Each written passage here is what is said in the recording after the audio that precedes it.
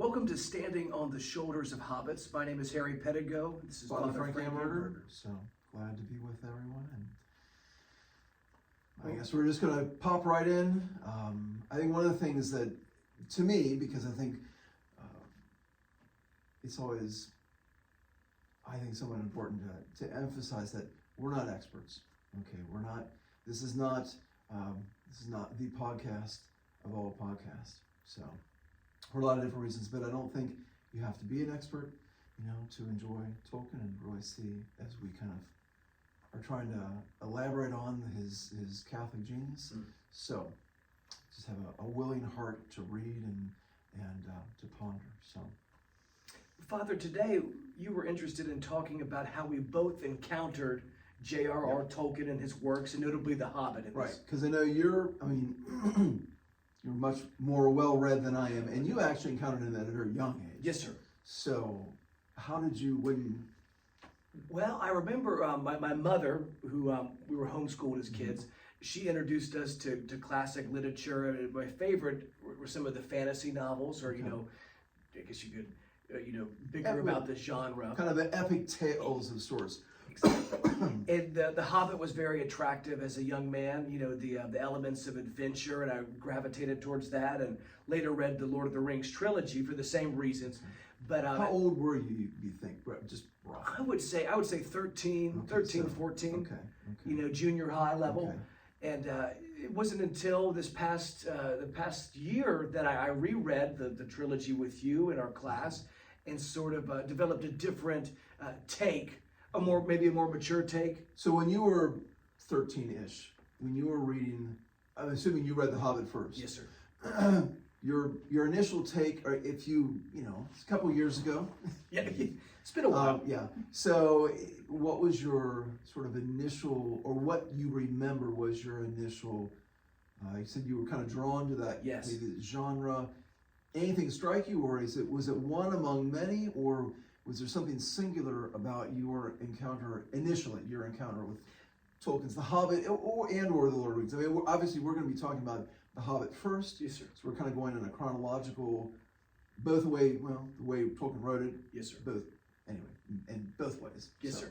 Well, there was something striking about it, but as we've talked about in class with our junior high students, it wasn't until I think this past year or two where I was able to pinpoint exactly what stood out about Tolkien's writing from other fantasy authors. Because you're the one who, and it's probably background that our audience doesn't really need to know, but so last year you said, hey, we're going to read The Hobbit. Yes, sir. What prompted, not so much maybe on the academic level, but obviously you're pulling from it, because I don't think I had said, hey, I think we need to read The Hobbit. So what was your memory bank, if you will, that you said, hey, I think this would be a really good read for the kids? Because at that point, we were still, there was a lot that happened after both of us started reading it that time. So yes, sir. What was going through your mind that you thought this would be a good read for our 7th grade? There was a feeling that I was hoping to kind of impart on the students, and I don't know how to quantify that.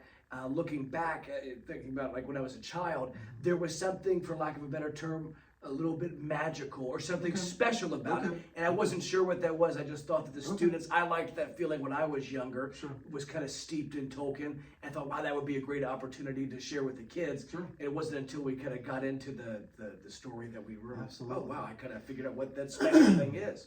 Absolutely. Okay. Well, Father, what about you? Because my experience was totally different. Yes, sir.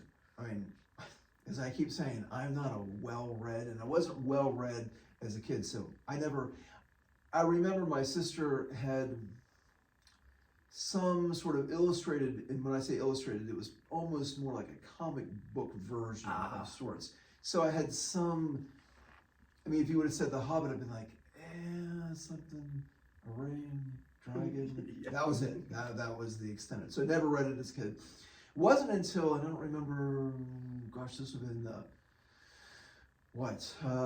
early 2000s, I think, when the first movie, with the Lord of the Rings movie came out, and I saw it, and I thought it was, to me, as the movie just by itself, it was really a wonderful movie. Yeah.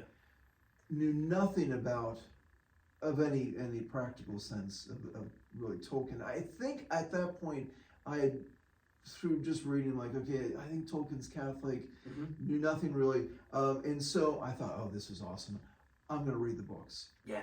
So usually it seems like when you get the three volume, the Lord of the Rings, the 3-part series, they throw in the Hobbit. So you got a 4-book kind of. Oh, series. yeah. So I thought, okay, well, so I bought that. So I thought, well, I needed to read the Hobbit because, well, it was first. And I'm sort of, maybe it's my German meticulous, like, okay, well, that was first, so we got to read that first. So I slogged through that one.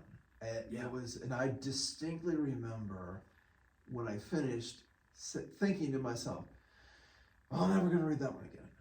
It was, I thought at the time, slow, like, okay, gave me useful information. Okay, so I figure out how Bilbo got the ring, yada, yada. But really, so then I went from that to the first part, the first volume, if you will, of that The Lord of the Rings.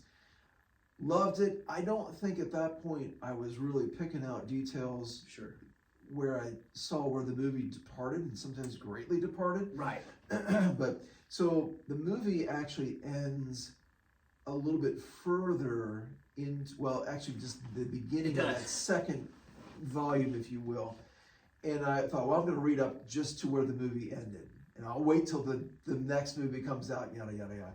Well, once I got into the second one, and I couldn't stop. I'm so grateful that I didn't, because then I was able to experience the rest of the Lord of the Rings. And I want to bash the movie, but without seeing the movie. I mean, I had all the characters, so all the characters were visually in my mind, which actually let me just pause, because you obviously saw the movies much later. Sure, yes, sir. What were the characters in the movie, just out of curiosity, were the characters in the movie, the way Jackson had portrayed them, was that kind of how you saw them as you were a young man reading them? Was it close? Was it like just a complete, like, wow, that's just totally different? I'll be honest with you. By the time I remember watching the movies, it had been long enough that it was not fresh in my memory. So I kind of remember the era of reading the books at a young age and then watching the movies. Separate eras. I didn't quite connect the dots. And something you actually wanted to touch on today was, how people, when reading The Hobbit, how you should approach, or rather not approach, watching the films, right? And I think both of us would say, well, so I'm going to speak for you, but we're not against the films. Sure. And I've never seen the Hobbit films. Neither So I've only seen the 3 Lord of the Rings, and each one, especially the third one, maybe the second and third, maybe I've only seen once. The third one really started to kind of grate on me because he was taking some, I thought, liberties with some of the characters like Faramir that I just thought, why are you doing this? Right. Just trashed his character. If anyone who's maybe listening to this or viewing this is thinking, oh, you know what, let me watch the movies first. If you haven't seen the movies, I don't say you're blessed, but I would 100% of the time say read the books first. If you want to watch the movies afterwards, that's fine, but I would definitely not do it in the other direction. Yes, sir. Not that I would say the movies are loosely, maybe that's a bit harsh, but they're based upon the books. Right. I don't think, and I'm not here to criticize, but I don't think what we want to really kind of put forth is what Peter Jackson was putting forth in the movies. I mean, and this is where, put it this way, when I read The Hobbit for the second time, so this is probably, I don't know, whenever the movies, early 2000s, I'd say, probably 15 years later, I was at another parish, and one of the teachers was reading The Hobbit with her students. And I thought, oh, okay, because I had them in religion. Yes, sir. So I thought, oh, I'm going to read The Hobbit again, refresh my memory, just so I can make some connections, in that regards. And I did have, which I would highly recommend to any viewers, Joseph Pierce's book. So he has one, Bilbo's Journey. It's a very thin, very manageable kind of companion to The Hobbit. And then for Lord of the Rings, he has one, Frodo's Journey. Highly recommend it. I think it gives you a really good perspective.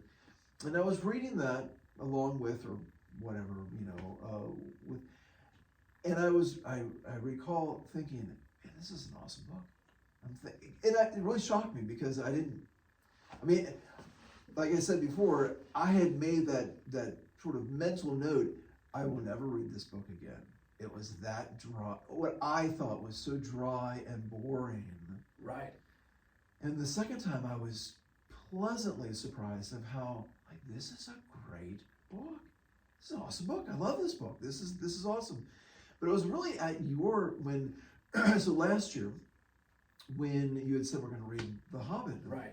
And you had said, hey, if you want to come in, and I thought, okay, I'll read. So that's the third time I was reading through it. And I think your little story about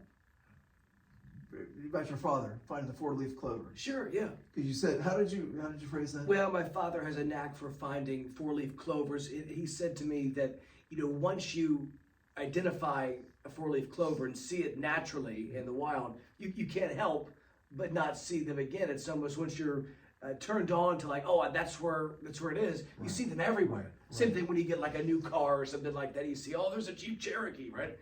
Everybody has one. Yeah. So I don't know what point in the book. And obviously, we're gonna. I go. Some of the chapters, because they're longer. I think we're gonna spend the whole podcast on just this chapter and that chapter, and some of them we might. It's probably about 1 to 2 chapters, per week that we're going to be going through. I don't know if it was chapter 1 or chapter 2. Then all of a sudden something. I don't want to say something clicked. I don't want to say it was some magical moment, but it was once something. I saw something, and I guess I could say I started seeing some of the Catholicism that Tolkien so beautifully, and I would say subtly worked in, and then you started, at least I thought, I started seeing it everywhere. Right. And this is one of the reasons why I would not recommend the movies first, at least. If you want to watch movies, great. It's up to you. But only, I think, in your class, when I was going through that, I thought, I think this is what happened to me. Because I couldn't figure out. So I went from, it was a pretty dry read, and I'm never going to read it again, to, wow, this is an awesome book. To all of a sudden, this wasn't just an awesome book. This was actually a really spiritual book. Yeah. Which I was not expecting any of it. I thought, what the heck happened to me the first time? Where was my brain at that point? I think my perspective is Peter Jackson was making the films, and in many ways did a good job of making an action film based upon, in this case, The Lord of the Rings. And like I said, I never saw the trilogy, the Hobbit movies. And I think when I was reading The Hobbit, it was kind of like, somebody give me the pair of glasses. Yeah. And I'm looking at this as an action. And I think that's what The Hobbit is. Not as action-packed, although it's got a lot of action in it, but it's not as action-packed as The Lord of the Rings, and particularly at the way that Peter Jackson had portrayed The Lord of the Rings in his movies, right? Or in that case, we had seen the first one, and so I was kind of reading The Hobbit with those glasses on, and that's what made me, or I shouldn't say made me, but at least it directed me in a way that I just tragically I was just like, I wouldn't really recommend this with him. I mean, I guess it's good if you want to get some background history, but moving on, So that's why, and now I would say that I'm a big fan or a big proponent of, spiritual reading is essential, period. And obviously the Bible is always the first, and the Gospels being, the heart in that sense. But I always think that we should have sort of a well sorted out. Spiritual reading is the reading that's going to help us get to heaven, help us become saints. So we should have a well thought out, small collection. Small collection. I mean, don't it's not like it's got to be this many books, but not. I mean, sometimes we read so many different things and we don't really retain, or we don't usually you don't reflect as deeply, Yeah. And so if you have kind of a well thought out small amount of books that you're like, okay, these are the ones that I want to really go back to. These are the really deep wells that I want to really draw this Catholic nourishment from, from the spiritual reading. I think Tolkien's works, and then specifically, when I think both of us would say through this whole series that when we refer to Tolkien's works, we're really referring to specifically The Hobbit and The Lord of the Rings. Yes, He's got other works which we're not really getting into, and honestly, I really haven't read. So it's, once again, I'm not an expert, Well, to your point, this is something, what's been beautiful about this journey that we've been on in reading in a spiritual way, in a reflective way, these books, is that you don't have to have a PhD in English or British literature in order to access these, like you said, these pools of nourishment as a Catholic. Right. And I think one of the things that can be, I don't want to say off-putting, can be a bit, you can almost miss, because I think there are those who would just say, oh, well, this is just escapism, fantasy, it's a fairy tale. It's kind of for kids. And we were just, now you've read C.S. Lewis, so I'm reading this year with your class, The Lion, the Witch, and the Wardrobe for the first time. And in fact, so what do you call it? The dedication, I guess? C.S. Lewis, which I thought was exceptionally clever and very telling. It probably would, in case, maybe if our audience hasn't. So C.S. Lewis, as he's writing, and so that's the first in the Chronicles of Narnia series, The Lion, the Witch, and the Wardrobe. So I guess his goddaughter her name is Lucy. So he says, "My dear Lucy, I wrote this story for you, but when I began it, I had not realized that girls grow quicker than books. As a result, you are already too old for fairy tales. And by the time it is printed and bound, you will be older still.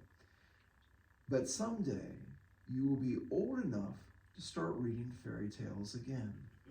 You can then take it down from some upper shelf, dust it, and tell me what you think of it.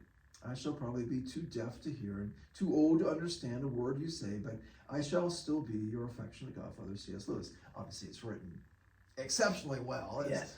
But the notion of that someday when you're old enough, again, to read fairy tales, and I think sometimes people will maybe discount Tolkien, which in many ways I think I did. I don't know if I don't think cognitively I thought this, but I'm thinking, yeah, I got more important things to read. Because it almost, if you are not if you've never read it before, I think, especially if you think, oh, well, it's kind of a, it's a fairy tale. Right. It's nice. Maybe someday I'll have time to read that. I'd be like, no, I think you really want to dive in. To your point, Father, we talked at the beginning of this episode, as a young boy, just enraptured by the story, couldn't put my finger on it, go through life, as a 20-year-old, you watch the films and whatnot, and you're like, oh, the films are very action-packed, and then if you read the book, you're looking for the action, you're looking for the adventure, and you might even fall short because this is just like you said, a slow-paced thing, and it's not till later on that you kind of are able to figure out what, at least in my case, was attractive about the work and meaningful about the work as a young person. In other words, as a young person, there's a certain magic you can't pinpoint, and then later on, as Lewis says, when you're old enough to read fairy tales again, you go, aha, that's what was so beautiful about that as a child. Yes, absolutely. And we've talked before about, so I think we're going to kind of look at the spiritual, but also there's a phrase in Catholic theology that always says, grace builds upon nature. And so there's this reality that God takes the natural, which of course he's created, and he elevates it through grace. I mean, if you look at Tolkien just as just a writer, just Sure. an author, 20th century British, author. He is, I mean, I don't know what exactly, how they determine this, but I mean, he's one of the most famous, or the most popular Sure. of the 20th century. Yes, sir. So, and you have, I know you always, with humility, say, well, you're not that well. But you have a good background. You have a broad base in both your personal experience, just reading, Yes, sir. as a young boy growing up, all that, but also just in, when you teach language arts, and so you've got some something to actually kind of stand on, a point to say, okay, you have enough reading experience to say, what would you, or how would you characterize Tolkien in just it's 20th century? I mean, there's a lot of stuff that people can read, tons of stuff people can read, and some people might say, well, why should I take the time, especially if they've never experienced Tolkien before? Right. Maybe they haven't even, because the movies, as an old guy, I'm thinking, oh, that was just a couple years ago. Well, that was more than just a couple of years ago, So there's lots of, in fact, most of our students haven't seen it, and I'm thinking, what do you mean you haven't seen the movies? That was just a few years ago. Well, that was before they were born. Yes. So there are people who've never seen the movies, Right. which in some respects might be good. They haven't read Tolkien. Like, okay, well, why? Is there, what is, if you say, well, he's a literary genius. Right. What would you say? Because I know you had mentioned, I'm not going to, the exact words, but just there's a goodness, and so. You're right, Father. I was meditating on this earlier before we started the episode, and I think there may be 2 points from like a purely literary perspective. The first point is that Tolkien's work, The Hobbit, if you view it, as the entire saga, The Hobbit and The Lord of the Rings, it doesn't conform to what we're taught in school, this hero's journey outlined by like Joseph Campbell or something like that. It's not the same in that, I guess we can't spoil it or anything like that if we're reading this as a group, but it doesn't have the same sort of ending that you would expect from a fantasy series. You think about, Harry Potter, and Harry Potter, it's predicated on this idea that you go through trials and tribulations, and you get back home and you kind of share those things with the people around you, bring insight, bring strength to the community that you left on the hero's journey. But that's not The Hobbit.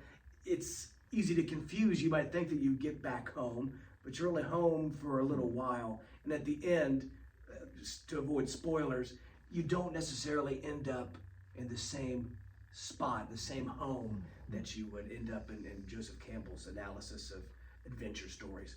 And secondly, to your point, I think that Tolkien's writing fundamentally points to the divine.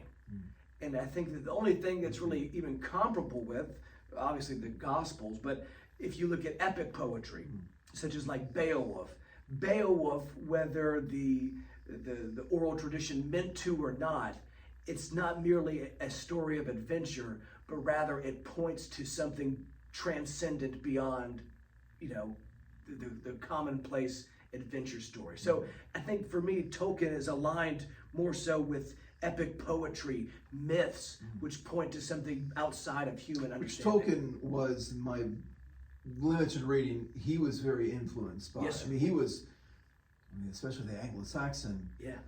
He was really kind of one of the experts. Oh my goodness, yes, sir. Well, you bring up an interesting point, and I didn't think about this, so I don't want to put you completely That's on the spot, okay. but there are people who just say like, Tolkien's good, that's good. And Harry Potter's like, he's like the modern version. He's kind of more, maybe, I don't know. I don't even know I honestly haven't read Harry Potter, but I know enough about it to say, even from this, here, I'll let you. So I'm kind of just flipping a question out, which Well, I wonder if stories. And this isn't to rag on any Harry Potter fan. No, that's okay. Well, I think maybe the distinction might be stories like Harry Potter, and maybe even an epic poem like the Iliad. They might point at good versus evil from like a secular perspective, but they don't point at divinity in the Christian sense, Okay. right? Okay. Sure. So I think that might be Harry Potter is certainly a story of good triumphing over evil, but it does not necessarily take that next genius step that Tolkien does so subtly, like you mentioned. Lewis, Lewis is an author that maybe catered his novels for younger audiences, and it was a bit more blatant, the symbolism or where he was trying to point to. With Tolkien, it's much more subtle. It's much more artful, I think. Yes, and he spent, once again, not a Tolkien expert, but he spent an immense amount of time and energy in the details. I mean, so really quite an amazing, at least from my non-educated literary kind of background, but yes. So, one of the things that I think, because I don't know if I don't know, I wouldn't have ever, let me put it this way, I would never have said, oh yeah, The Hobbit, Lord of the Rings, definitely good spiritual reading. Yeah. I think I would have said, well, it's good reading, but I don't think, so to me, it helps me to synthesize things, be like, okay, here's a couple, these are the reasons why I would say, not only you might want to read Tolkien, but you might want to really read him in that spiritual way, especially for Catholics in that sense. So once again, when I started reading Tolkien, I think I kind of had a vague memory or idea that he was Catholic, but what Tolkien's work are eminently, and when I look at Tolkien's works specifically in this genre, this series, The Hobbit and Lord of the Rings, yes, sir. I think it could be applied to all of his works, are eminently, fundamentally Catholic. Not in your face kind of, but in a beautiful way, very religious. In fact, Tolkien said, now this is in reference to the Lord of the Rings specifically, but I think it could be applied in many ways, justly to The Hobbit. He said, the Lord of the Rings is, of course, a fundamentally religious and Catholic work. He said, unconsciously so at first, but consciously in the revision. And I think, whereas you mentioned C.S. Lewis is definitely very Christian. I mean, it's a beautiful, I'm still working my way through the Chronicles of Narnia. But for example, for C.S. Lewis, when you're like, Aslan is Christ. Right. Got it. It's not, Aslan is a Christ-like figure, but so is this person, is that person, but it's just, okay, you've figured it out. And Tolkien he didn't want to just say, okay, this to that, to this, that. Right, so his Catholicism, Tolkien went to Mass every day, received communion every day, so his faith, his Catholic faith was everything for him. And so Tolkien says that the religious element is absorbed into the story and the symbolism. So it's as if Tolkien, in his literary genius, as he's writing this epic tale, that he's pouring his Catholic faith into the story without, I would imagine there's a lot of people who are big Tolkien fans who would say, what, he was Catholic? What? Really? Yeah. I didn't see that. Where was that?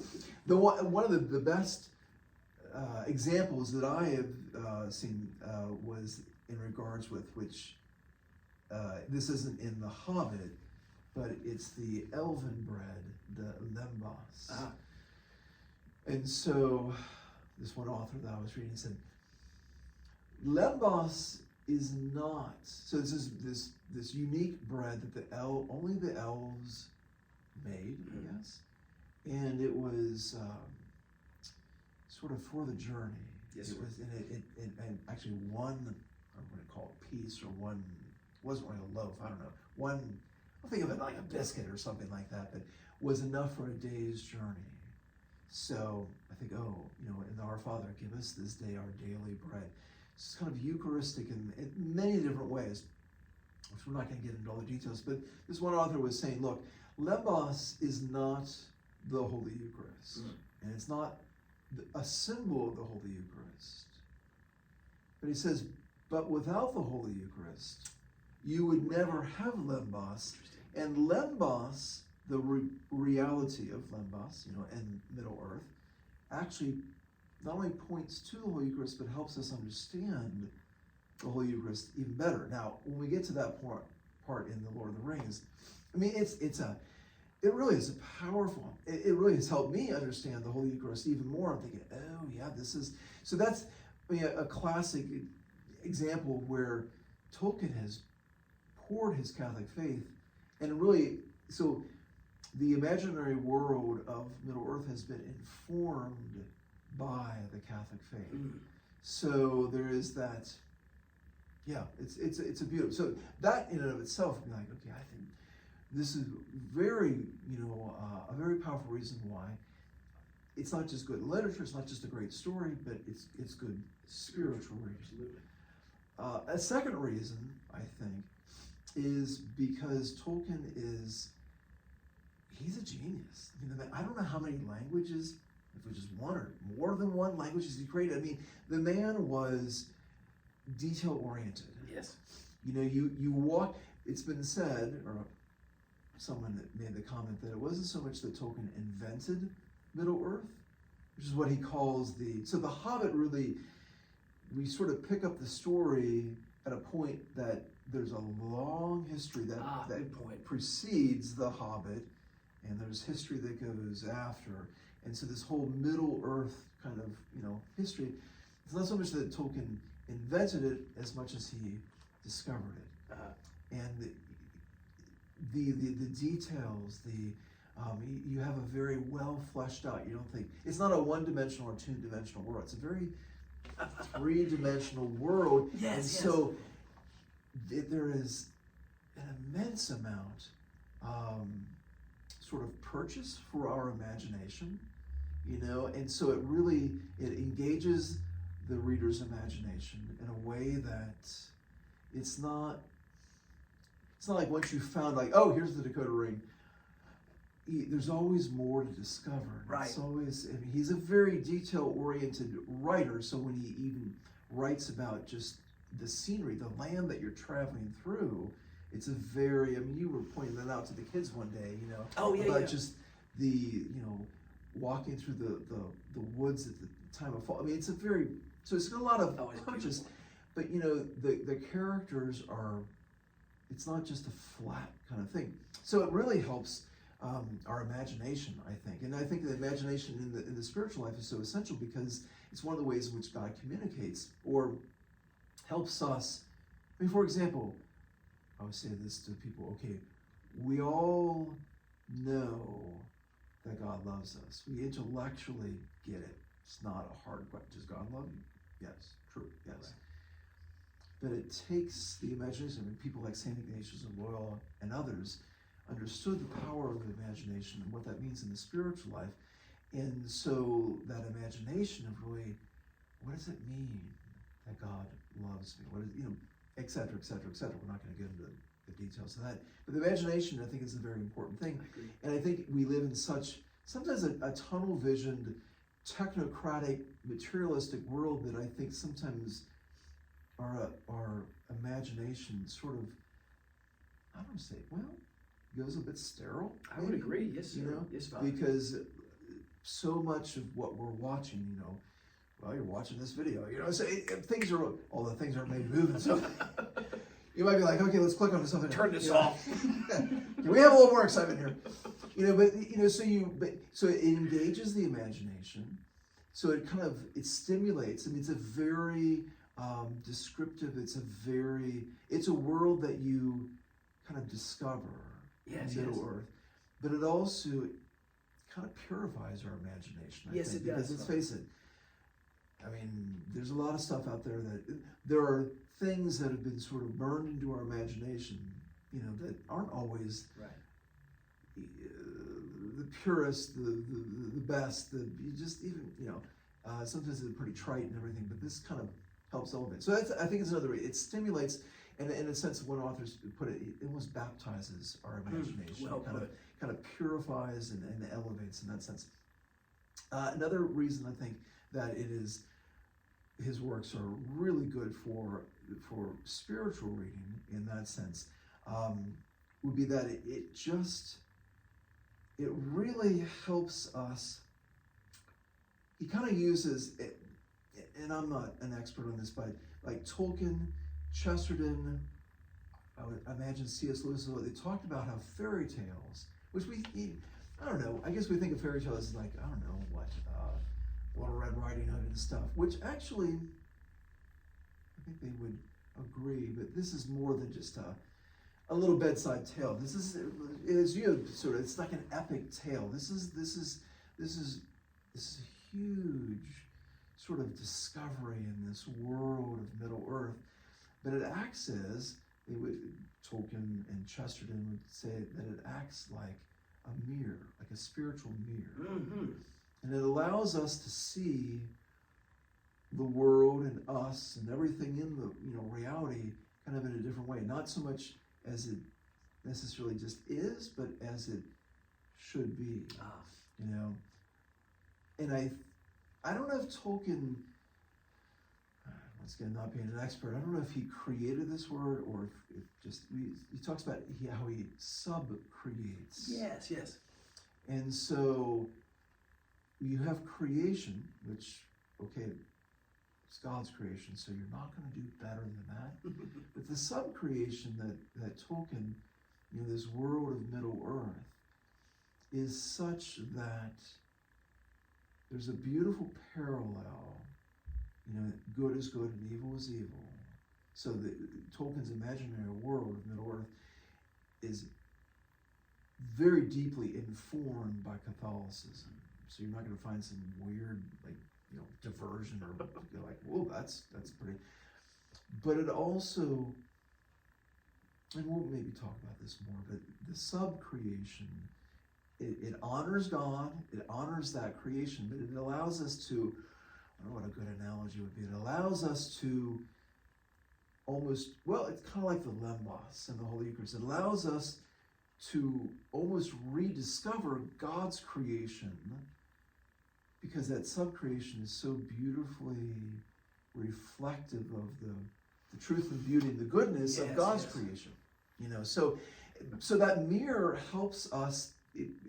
Let's face it, life can be pretty brutal at times. Yes, and I think especially in today's culture, you can get pretty knocked around and I think a bit confused of like, wait, where am I supposed to be? Certainly. And so Tolkien's epic tale here is sort of, it helps us discover ourselves.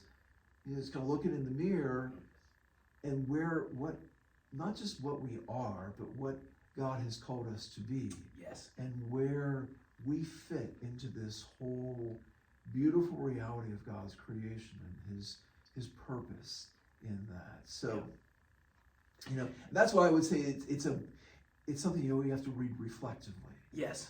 And I think you said this, so I'm not quoting you exactly, but Tolkien's epic tale it's not so much of a story to be read as it is a journey to be undertaken. Yes. It's very much it's not just something, you can read through, right. It's not, you can read through quickly. I think that's how I read through The Hobbit the first time. Me too. Kind of reading through it pretty quickly, skipping all the elvish, songs, and goes like, that's another song. Well, we're just going to skip through that one, get into the action, so you can read it pretty quickly. And in that sense, I think you miss, To your point, Father, I think you'd be better off to not approach the works of Tolkien as escapism, like you mentioned. Rather, you're escaping, as you've said before, escaping into reality. I think it's Anthony Ensalon. I can't pronounce his last name. I don't know but he talked about how it's an escape into reality. Because I think that's what sometimes people would just kind of critique it and just say, I don't have time for that because we got to deal with reality. But Tolkien's genius is he helps us to escape into reality. And so absolutely. I think another very powerful reason is for the sake of looking at it from a spiritual perspective, is going to be that, because I think it kind of comes back to what C.S. Lewis very creatively said, well, you're getting older, you're kind of getting, but eventually you'll be old enough to read fairy tales again, and it's that, because when you think of fairy tales, that's for kids. It's just like we don't. Oh yeah. But didn't our Lord say, "Unless you become like little children"? Right. And almost recovering that childlike sense of wonder. I don't know if this is an apt analogy, but it's like if you, I don't know, Saturday morning, you say, "Jimmy, we're gonna have an adventure. Yeah. Come on with me." You know, Jimmy, if he's childlike, he's gonna be like, "Where are we going? Where are we going? Okay, what are we gonna do? What are, you know?" Whereas if he's childish, might say, "No, I don't want to go. I don't know what, for me it was, I want to watch the cartoons, or I don't know what kids do, you know." But that childishness, a good distinction. Actually, it's about ourselves. Right. Whereas, and so it's harder for God to lead us, because we're like, well, I got my plan, I got my, you know. Whereas childlike, there is a sense of wonder and awe, and we're more leadable, if you will. Well, to your point, the folks watching should kind of make a mental note of that distinction that Father just brought up, childish versus childlike, because I think that you're going to see a pretty apt example of that in the first chapter of The Hobbit, which we will be discussing in the next episode, right? Absolutely. So I think it opens us up, and once again, I think in a very materialistic, technocratic world, I think sometimes one author was using the example of, in 20th century, 21st century, well, there's the star. It's a gaseous form, well, whatever, how we want to define the components of the star, and why does the star, shine light, whatever it is, all that kind of stuff. Whereas, well, the more of that Tolkien-ish, childlike, fairy tale sense of wonder says, wow, what's behind the star, if you will? What does that star point to? I mean, there's wow, that's good. That's well said. So it's not just this, like, well, here it is, here's the definition of the star, I got the Wikipedia, okay, well, you know, it's more this almost mystical. I think Tolkien actually talks about the mystical face of fairy tales, because it kind of helps us almost, honestly, I mean, he's writing in obviously the 20th century, and sometimes people, I think, wrongly criticize Tolkien as saying he was like a Luddite. He was just against technology. I don't think he was against technology, but he saw technology, if we could really steal that childlike nature, and I'm sure in a lot of other aspects, but I think, especially in today's world, we need a bit of a childlike sense of wonder. Yes. So the last thing that I would say, and we'll get into this a lot more, that I think Tolkien's, writings are really awesome for spiritual readings, because they have a real sense of hope. Yes. Not like I would say a realistic hope, which is probably saying like wet water, I guess, in a sense. Because true hope is always realistic. But let's say, for example, tonight, God forbid, your house burns down. Right. And tomorrow morning I come by and think, oh, Harrison, don't worry, it's gonna be okay. Everything's gonna work out just fine. And then I leave. Versus me saying, hey, you know what? We've got an extra rectory here. You can stay there. We'll get through this. You know what? We're gonna get through this. Real hope. Yeah, real hope. So it's not. I mean, Tolkien is not putting on the rose-colored glasses like, everything's gonna be fine. He's like, this is gonna be tough, and because of, well, as he says in The Hobbit, because of luck, which we know isn't luck. We'll dig into that too. Yes, because God's providence. There's, especially in sort of a culture that can be very dark, mm-hmm. and it can be very easy to become a bit jaded and just like, Tolkien, I think, is a very welcome, not just a relief, but I think he helps us refocus on what true hope is. I'll just put it that way. Father, it's going to be a wonderful journey. Absolutely. Awesome. So, Looking forward to it. so, and I think if I can just put out that I think as people read, it depends on how you want to read. If they want to be reading, it's hard to say, Oh, yeah, yeah. I'll just read one chapter a week. I mean, maybe you want to, if you get, but either they can read with us in that sense, or when we, get to, chapter 1, if you're already on chapter 5, okay, kind of look over chapter 1. And I would suggest having some sort of small notebook as you're reading because you're going to find, hopefully, and it may take more than one read, It's okay. maybe something that maybe they don't pick up on everything, but you'll find things, write them down. Take some notes of things that really strike you, that really hit you, that you think, oh, that's Yes. powerful, So I would recommend having a small notebook with your book, so you've got something, because it's hard to, you're like, oh, what was that? Where was that? I don't remember, so. Right. Yeah.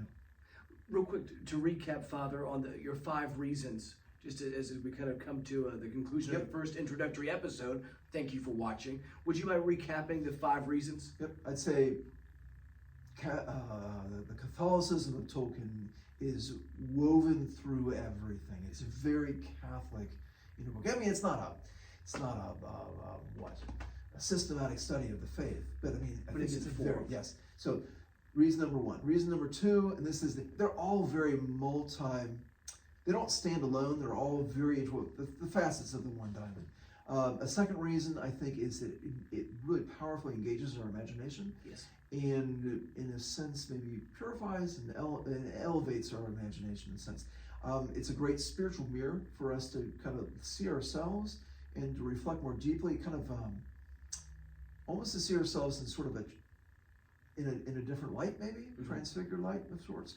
Another reason is because of the hope, that it really gives us. And I think the last reason would be it can help to really help us rediscover a childlike sense of wonder about God's creation, kind of where we all fit in it. And just, these obviously are all very interwoven together, but those would be the reasons I would say it's not just good literature.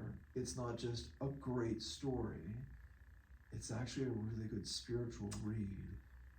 But that requires, once again, kind of a slow, reflective journey. It's not point A to point B and off we go. So, Well, we'll look forward to starting that journey Absolutely. together in chapter 1, and we'll see you next time. absolutely. All right. God bless you all.